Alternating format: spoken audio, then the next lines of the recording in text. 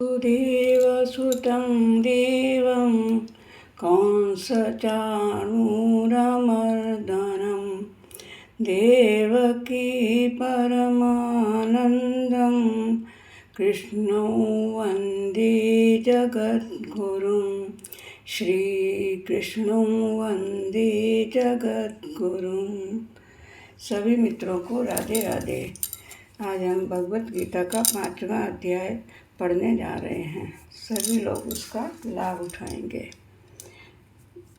अध्याय का नाम है कर्म संन्यास योग। अर्जुन बोले, हे श्री कृष्ण, आपने पहले कर्मों का त्याग करने को कहा, फिर कर्म की प्रशंसा करते हो। इन दोनों में जो अधिक हितकर है वह एक बात निश्चित करके बतलाओ। कृष्ण जी बोले, हे अर्जुन, कर्मों का त्याग और कर्मों का कर्ता ये दोनों ही मोक्ष प्राप्त करा देने वाले होते हैं, परंतु इन दोनों में कर्म त्याग से कर्म योग ज़्यादा हितकर है। जो किसी से द्वेष नहीं रखता और न किसी पदार्थ की इच्छा ही रखता है, वही नित्य सन्यासी है। सन्यास और योग को मूर्ख लोग ही अलग अलग कहते हैं। जो इन दोनों में से एक में भी अच्छी तरह स्थित हो जाता है, उसको दोनों का फल प्राप्त होता है। ज्ञान योगियों को जो स्थान मिलता है, वही स्थान कर्म योगियों को भी प्राप्त होता है। कर्म योग के बिना संन्यास का प्राप्त होना दुष्कर है। कर्म करने वाले मुनिजनों को ब्रह्म प्राप्त होने में विलंब नहीं होता। कर्म योग युक्त शुद्ध अंतःकरण वाला, मन तथा इंद्रियों को जीतने वाला कर्म करता हुआ भी कर्म फल में लिप्त नहीं होता। योग युक्त तत्ववेत्ता पुरुष देखते हैं, सुनते हैं, स्पर्श करते हैं, सूंघते हैं, खाते हैं, चलते हैं, श्वास लेते हैं, तो भी यह नहीं मानते हैं कि मैं कुछ भी नहीं करता।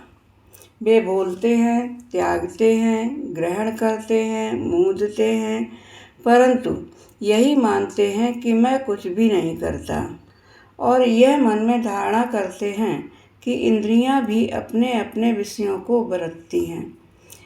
प्राणी ब्रह्म में अर्पण कर संग को त्याग कर कर्म करता है, वह पाप में उसी प्रकार लिप्त नहीं होता जैसे कि कमल पत्र पर जल नहीं ठहरता। योगी जन शरीर से, मन से, बुद्धि तथा इंद्रियों की आसक्ति से रहित होकर आत्मशुद्धि के निमित्त कर्म करते हैं। योग युक्त पुरुष कर्म फल को त्याग कर मोक्ष रूप शांति का लाभ प्राप्त करता है, और जो योग रहित है वह कर्म फल की इच्छा के बंधन में पड़ जाता है। सब कर्मों को मन से त्याग करके जो प्राणी इस नवद्वार इंद्रियों की देह रूपी पुरी में न कुछ करता है और न कुछ करवाता है, आनंद पूर्वक रहता है। परमेश्वर किसी को कर्म में प्रवृत्त नहीं करता, कर्म और फल को उत्पन्न करता है। ये सब प्रवृत्तियों के द्वारा होते हैं। परमेश्वर किसी के पुण्य तथा पापों को ग्रहण नहीं करता। ज्ञान जो अज्ञान से आच्छादित है, उससे जीव मोह को प्राप्त होते हैं, परंतु आत्मज्ञान के द्वारा जिसका अज्ञान नष्ट हो गया है, उसको वह आत्मज्ञान परमेश्वर के रूप में ऐसा प्रभावित करता है जैसे सूर्य संपूर्ण संसार को प्रकाशित कर देता है। उसी परमात्मा में जिन मनुष्यों की बुद्धि स्थिर है और उसी में मन को लगाए रहते हैं, और जो सदा उसी के चिंतन में लगे रहते हैं, ज्ञान द्वारा जिनके सब पाप नष्ट हो गए हैं, वे इस संसार में पुनः जन्म नहीं लेते, क्योंकि ब्रह्म निर्दोष और सर्वत्र समान है। इसलिए वे ब्रह्म को प्राप्त हो जाते हैं।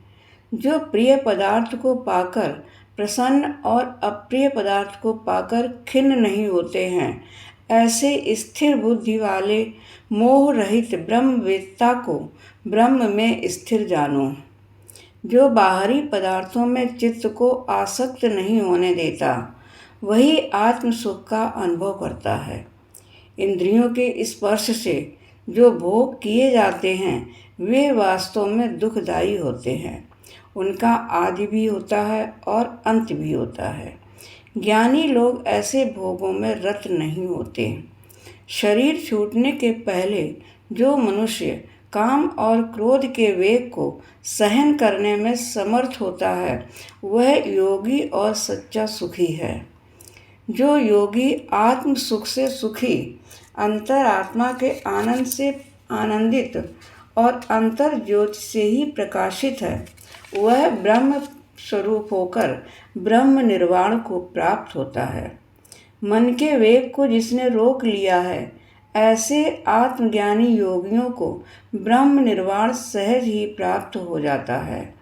बाहरी पदार्थों के संयोग से अलग रहकर दोनों भवों के बीच में दृष्टि लगाकर नासिका के भीतर चलने वाली प्राण वायु तथा अपान वायु को समान करके इंद्रियों, मन और बुद्धि को वश में करके इच्छा, भय और क्रोध को त्यागने वाले योगी जन जीवन मुक्त हैं। जो मुझको सब यज्ञों और तपों को भोगता, संपूर्ण लोकों का स्वामी और सब प्राणियों को मित्र जानते हैं, उन्हीं को शांति प्राप्त होती है। योगेशं सच्चिदानन्दं वासुदेवं व्रजप्रियं धर्मसंस्थापकं वीरं कृष्णं वन्दे जगद्गुरुं। सभी मित्रों को राधे राधे।